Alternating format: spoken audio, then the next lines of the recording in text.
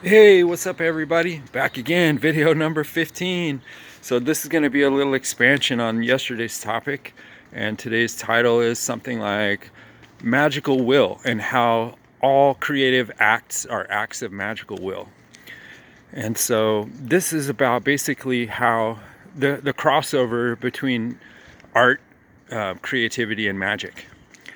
Now, like I said, magic really permeates all aspects of life. Everything you do as a human being, when like for example, okay, this morning I woke up and I was laying in bed and I was like, okay, and I was thinking, envisioning what I was going to do, and I was like, okay, I'm going to do sit-ups. So this is what I'm saying about magic. First, you conceptualize your will. You're like, this is what I want to happen. And then you physically make your body do that action. You initiate that action, and that causes change in the outer world. Like, okay, in this instance, like I'm building up lactic acid in my abdomen, right? I'm breaking down muscle fibers so that they'll build up stronger. And so these are outer, in some sense, outer material effects that originate from an inner mental concept. Okay, now let me see. I'm trying to think about. Okay, so it wasn't on this channel. I have another channel, but I was talking about the concept of idealism and how in Hermeticism and Kabbalah and Tibetan Buddhism, everything, and all forms of Buddhism actually, everything originates in the mind first. So there's like this chain of manifestation that goes from the spiritual plane into the material plane. And this is what magic is. It's what I call upstream causality. Like yesterday, I mentioned Crowley's definition of magic being causing change in conformity with the will. But I think I like my new definition that I call upstream causality, which is basically the higher up the causal chain you go, the more powerful it is. So this is why a lot of forms of magic involve imprinting one's own subconscious or the subconscious of others with a concept, and as part of the desire to manifest that into reality, right? So like for example, okay, so if you walk around and there's all kinds of signs, right? There's always signs. And like if you go to Europe and these other places where there's like multicultural things where people speak different languages, often they have little pictures, right? So they'll show you a picture of like someone crossing the street or like a dog with a line through it or something like that, you know? So they're using symbols and imagery to produce a result. And oftentimes they're giving you instructions of what to do, right?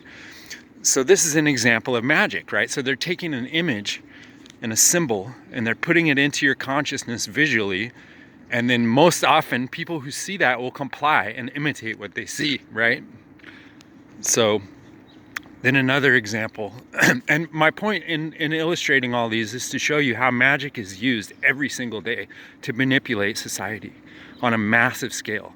And I mean, think about the power of television or internet video, you know, it's reaching millions of people. So one person can create this image, right? And then millions of people see it, and then on a very overt or very subtle level, that imagery, that information influences their behavior. That's magic. That's what magic is. Or like giving someone a command, hey, pick that up, right? If you say that in a certain tone of voice and make a certain gesture, right, a lot of people will just unconsciously obey. And this is what I'm trying to explain. Upstream causality. So by going upstream, like, yeah, you could grab that person's hand and move it or push him out of the way or do something really physical like that. But upstream causality is where you get into the higher layers of the mind. And through an idea, you essentially plant something in the stream of manifestation in someone else's mind, and then that precipitates into physical actions. Okay, that's what religion is. That's what culture is. It's a prescriptive program that's telling you what to do and how to act.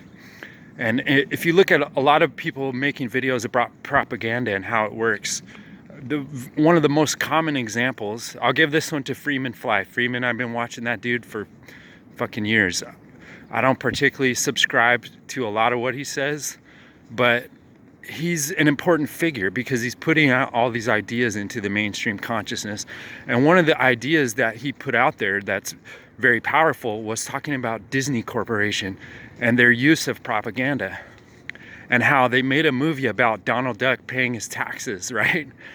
And this was back when income tax was like a brand new thing, basically, after World War II. And it was real easy with all the patriotism and stuff to get people to pay their taxes back then, you know?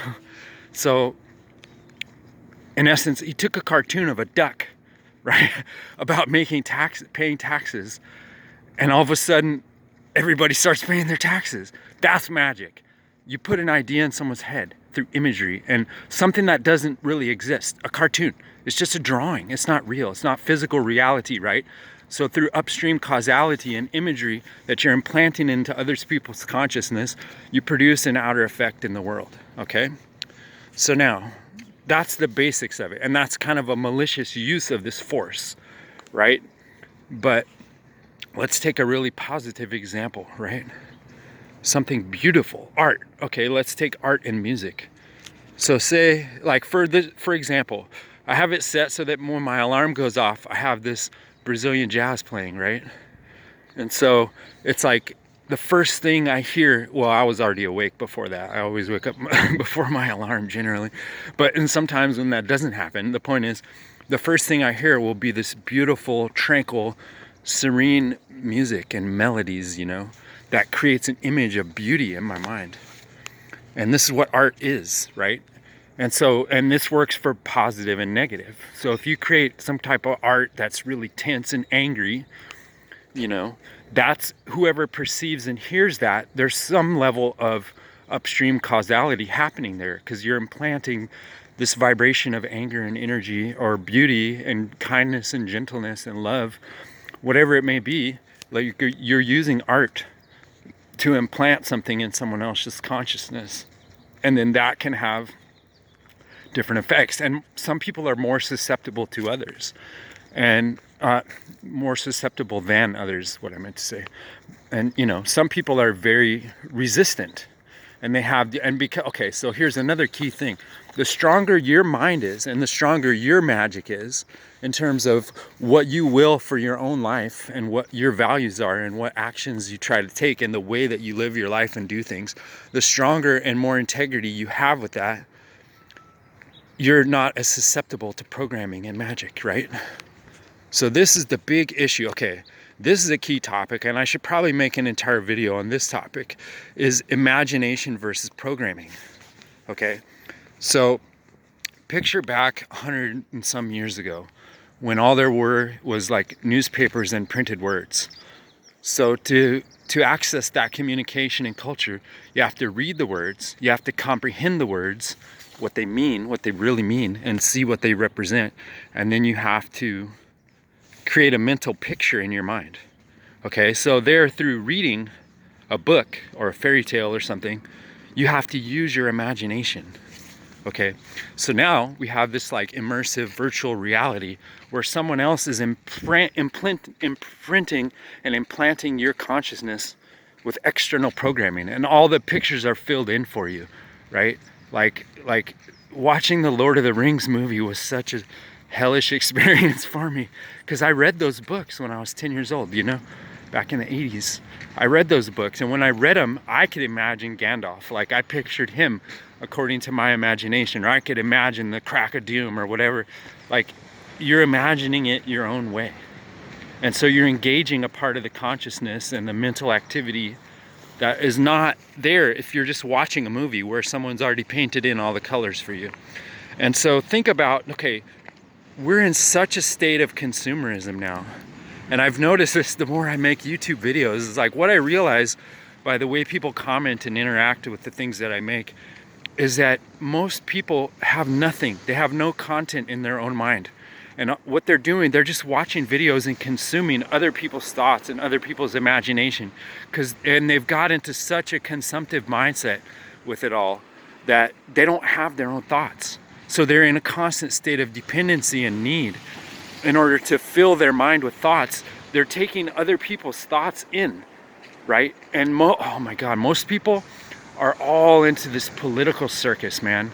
And they're taking all these ideas and all these movements, these prefabricated movements, you know, these political movements, and they think they're so grassroots and rebellious. But I'm like, dude, that was created by billionaires 20 years ago. Like, you have no idea. Like Antifa and stuff, dude, that goes back to World War I and World War II. It's over 100 years old, and it's not created by friendly, liberating people that want to have a free society. That's not who created it, dude, at all. And that's not what it's ever been about.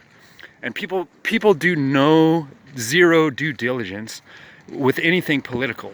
It's like they see Kanye or they see Ellen DeGeneres or somebody say a political view, and they're like, oh, that's my political view now. They don't examine the politics. They don't understand geopolitics and economics and history and the origins of all these things that they're just adopting and taking on. They do zero due diligence into it at all. But instead, it's like this celebrity worship culture. And so they see someone that they say, ooh, this person represents my liberal mindset or my conservative Jesus mindset. It's like, and then they instantly adopt it. And it's like they're just they're completely programmed. You know what I mean? And that's super bad. Okay, it's bad for society because it creates a slave society. And anybody who has the money to be Rupert Murdoch or what have you, Walt Disney Corporation, they can just implant all the zombies with whatever they want. Luke Skywalker and fucking, you know, social justice warrior, whatever it is, Masonic mythology of Star Wars.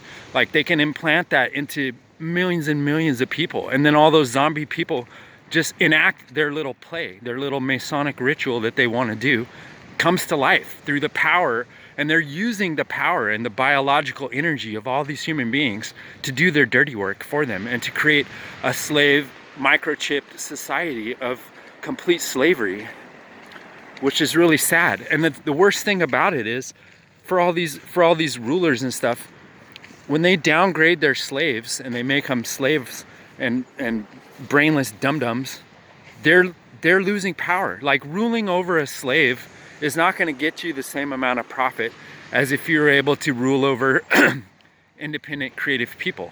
They're more productive. Their ideas are better. You know, it's more abundant for everyone.